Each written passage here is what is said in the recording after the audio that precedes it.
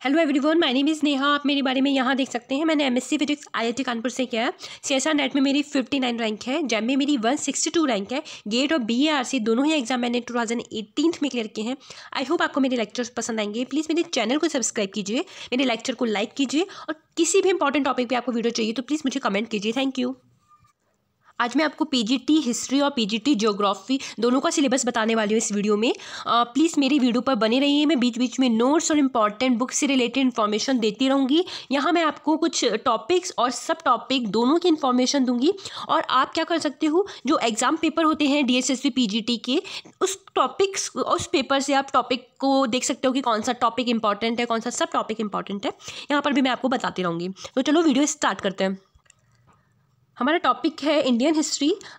इसमें आप हड़प्पा सिविलाइजेशन हमारी इंडियन हिस्ट्री स्टार्ट होती है, जहाँ पर आप टाउन प्लानिंग क्या रही थी वहाँ पर, रिलीजियन स्ट्रक्चर लाइफ क्या थी, कैसी थी, इकोनॉमिक सोशल लाइफ कैसी थी, स्क्रिप्ट राइटिंग कैसी रही थी, कौन कौन से स्क्रिप्ट्स लिखी गई थी और उससे रिलेटेड क्या हमें इंफॉर्मेशन मिली है। ठीक है, आप इसको देख सकते हैं।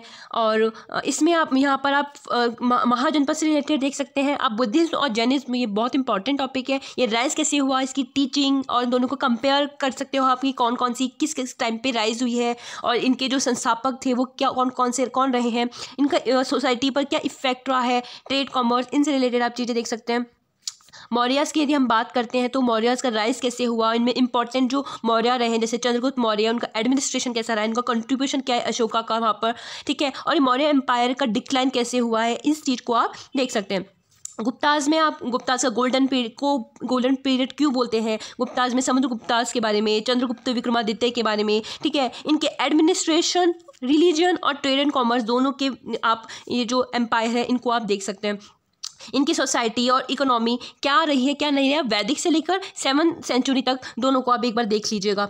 आप इसको कवर कर सकते हैं। हमारी जो एनसीईआरटी की जो एंशंट बुक है एंशंट इंडिया, उसको आप यहाँ से आप इस मौर्य, गुप्ताज और हड़प्पा सिविलाइजेशन को वहाँ से आप कवर कर सकते हो। यहाँ पर सोसाइटी और इनके बारे में एक बार देख लेना क्योंकि यहाँ से क्वेश्चन ज़्यादा आते हैं। मिडाइवल हिस्ट्री की बात करते हैं तो सुल्तान एरा देख लेना। ठीक है, इसमें दिल्ली सल्तनत का स्टेबलाइजेशन कैसे हुआ, मुगल पीरियड के आप पॉलिटी, एडमिनिस्ट्रेशन, सोसाइटी, इकोनॉमी, आप इसको देख सकते हैं। यहाँ साथ ही साथ आप इसकी कल्चर का क्या इफेक्ट रहा है इसको भी देख सकते हैं। मिडाइवल पीरियड में सूफी और भक्ति मूवमेंट स्टार्ट हुआ था, उसके सोसाइटी एंड कल्चर को भी देख सकते हैं। मिडाइवल आर्किटेक्चर को आप कहाँ से कवर कर सकते हैं, एनसीईआरटी की एक बुक आती है इंट्रोडक्शन टू आर्ट नाम से, आप एनसीईआरटी से आर्ट एंड कल्चर को, ये मिडाइवल आर्किटेक्चर को आप वहाँ से देख सकते हैं। या फिर आप एक नितिन सिंघानिया की बुक आती है, वैसे तो ये यूपीएससी सीएससी के लिए इंपॉर्टेंट होती है, लेकिन आप यहाँ पर भी देख सकते हैं मिडाइवल आर्किटेक्चर को। वैसे एनसीईआरटी भी बहुत सही है। यहाँ पर यदि हम मॉडर्न इंडिया की बात करते हैं, मॉडर्न इंडिया में आप ब्रिटिश एम्पायर का क्या रूल रहा है या उसका इकोनॉमी पर क्या इम्पैक्ट रहा है, रिवॉल्ट्स के बारे में आप देख सकते हैं, उसका नेचर क्या था, लीडरशिप, इवेंट्स, क्या कॉन्सिक्वेंस रहे हैं, क्या कॉज रहे हैं, क्या इनका इम्पैक्ट रहा है इस रिवॉल्ट का हमारी इंडियन हिस्ट्री में।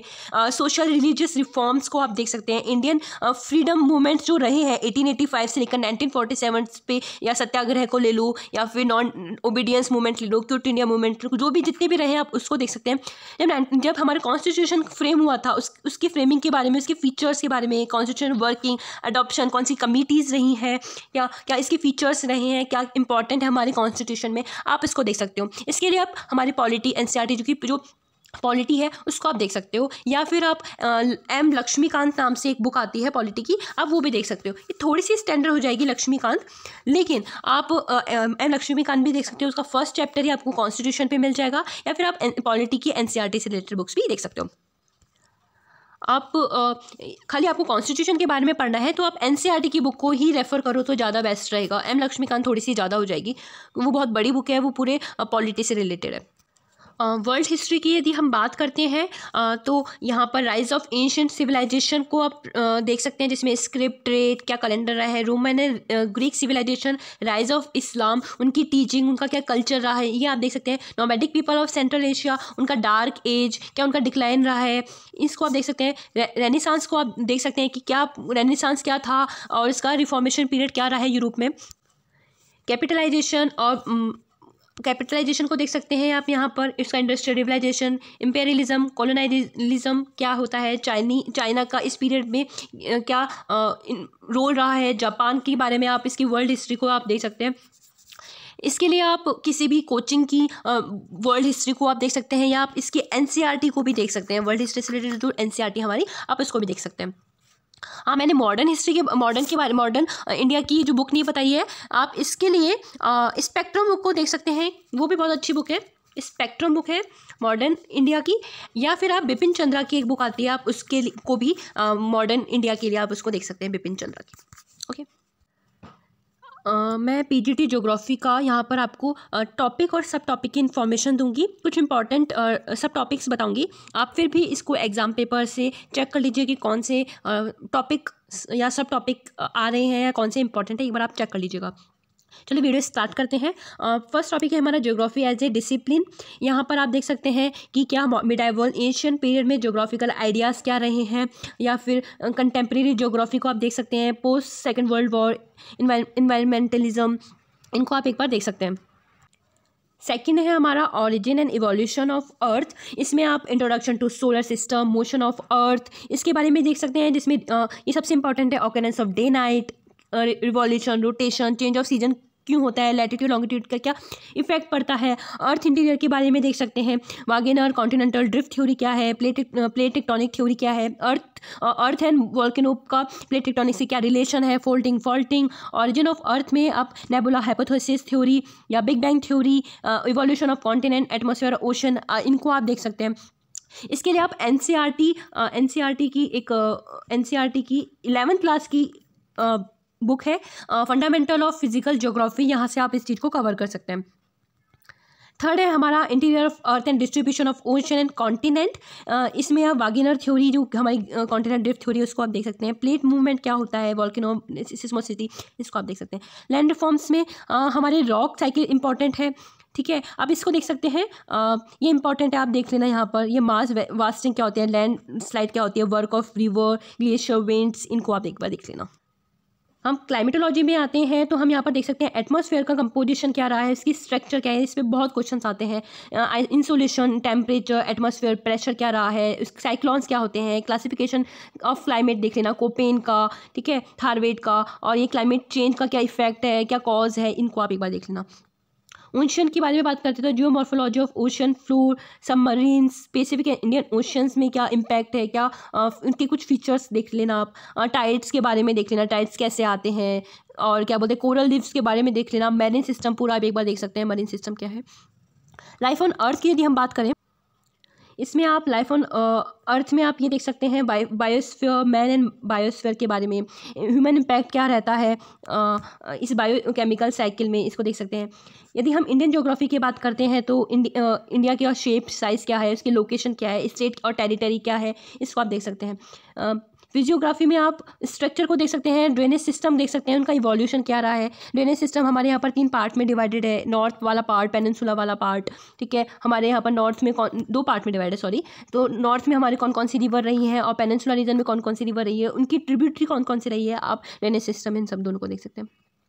Climate, vegetation and soil climate factors यदि हम देखते हैं तो हमारे मानसून कैसे रहा है, उसका ओरिजिन क्या है, उसका मैकेनिज्म क्या है, क्लासिफिकेशन आप देख सकते हैं। सॉइल की बात करें तो कौन कौन से टाइप्स की सॉइल है, उसमें प्रॉब्लम क्या है, उसका कंजर्वेशन किस टाइप से कर सकते हैं। वेजिटेशन की बात करें तो कौन कौन सी वेजिटेशन है हमारे यहाँ पर, उसका डिस्ट्रीब्यूशन क्या है, उसका कंजर्वेशन कैसे कर सकते हैं। वाइल्ड लाइफ क्या है, कौन से नेशनल पार्क में कौन से वाइल्ड लाइफ है, ठीक है, और उसका कंजर्वेशन कैसे क्या कर सकते हैं, आप इसको देख सकते हैं। नेचुरल हैजार्ड एंड डिजास्टर की बात करें तो यहाँ पर आप earthquake, cyclone, landslide, flood, droughts, और इनको आप देख सकते हैं। कौन कौन से इन्वायरमेंटल इंस्टीट्यूट रहे हैं, क्या क्या उसका लेजिस्लेशन इंडिया में है, आप इसको एक बार देख लीजिए। यहाँ पर हम ह्यूमन ज्योग्राफी की बात करते हैं, इसके लिए आप क्लास 12 की ह्यूमन ज्योग्राफी की बुक को देख सकते हैं, एनसीईआरटी की। ह्यूमन ज्योग्राफी में आप इसके नेचर, इसके स्कोप को आप देख सकते हैं, क्या स्कोप है, अप्रोचेस क्या है ह्यूमन ज्योग्राफी की। डिटर्मिनिज्म को देख सकते हैं, environmental determinism, possibilism, ecological behaviourism, इसको आप देख सकते हैं। यदि हम पीपल्स की बात करते हैं तो trade and pattern of population grow, determinants and pattern of population की क्या थ्योरी है, डेमोग्राफिक ट्रांजिशन, ठीक है, पैटर्न ऑफ ह्यूमन डेवलपमेंट, इनको आप एक बार देख सकते हैं। Human activity world and India दोनों में अभी यदि आपको देखना है तो आप क्या करेंगे, इसमें प्राइमरी, सेकेंडरी, टर्शरी, इन सबको आप एक बार देख लीजिए। इनके क्या क्या इंपॉर्टेंट टॉपिक्स हैं, कौन कौन से सब टॉपिक्स हैं, इसको आप देख लीजिए कौन कौन से एग्जाम में आ रहे हैं। जैसे कौन कौन सी क्रॉप्स हैं, कौन कौन सी एग्रीकल्चर प्रैक्टिसेस होती है। सेकेंडरी में कौन कौन सी इंडस्ट्रीज़ है, मेजर इंडस्ट्रीज़ कहाँ से लोकेटेड है, क्यों इंडस्ट्री उसी लोकेशन पर, उसके क्या फैक्टर्स हैं, क्यों उसी जगह पर लोकेशन है। टर्शरी की बात करें तो आप सर्विसेज को देख सकते हैं, ठीक है, एक बार आप देख लीजिए। ट्रांसपोर्ट, कम्युनिकेशन एंड ट्रेड की बात करें तो रोड, रेलवे, वाटरवे कौन कौन से हैं, ठीक है। ऑयल एंड गैस पाइपलाइंस, कौन सी नेशनल इलेक्ट्रिक ग्रिड है, communication, national networking, radio, television, satellites, internet, इनके बारे में आप देख सकते हैं। इंटरनेशनल ट्रेड की बात करें तो हमारे क्या ट्रेड बैलेंस है, कौन कौन सी इंपॉर्टेंट ट्रेडिंग ऑर्गेनाइजेशन है, क्या उनका पैटर्न है, सी रोड कौन कौन से हैं, इंटरनेशनल सी पोर्ट्स कौन कौन से हैं, हिंटरलैंड्स कौन कौन से हैं, आप इनको एक बार देख लीजिए।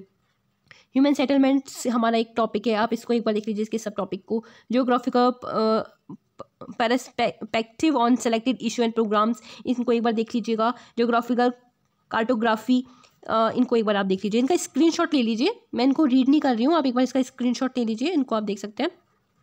इसके लिए आप NCERT को देख सकते हैं। कुछ जो टॉपिक यहाँ पर आपको नहीं NCERT में नहीं मिलते हैं, तो आप एक माजिद हुसैन की बुक आती है, माजिद हुसैन की बुक का नाम है शायद Indian and world geography, Majid Hussain, तो आप उसको भी एक बार देख लीजिए। और कुछ टॉपिक जो आपको इसमें भी नहीं मिलते हैं, देन आप नेट का यूज़ कर सकते हैं। मुझे लगता है कि ये टॉपिक्स आपको नहीं मिलेंगे, तो आप इसके लिए नेट का यूज़ कर सकते हैं, गूगल कीजिए, आपको ये मिल जाएंगे। जैसे रिमोट सेंसिंग है, ये आपको वैसे नहीं मिलेगा, तो आपको नेट पर मिल जाएगा। Visual interpretation, processing of data, digital mapping, GIS, GPS, computer software, hardware component, इनके बारे में आपको नेट पर ईजिली मिल जाएगा। So thank you so much. आपको यदि इससे रिलेटेड कुछ भी और इन्फॉर्मेशन चाहिए तो आप प्लीज़ कमेंट कीजिए, मेरे चैनल को सब्सक्राइब कीजिए और इस वीडियो को लाइक कीजिए। Thank you.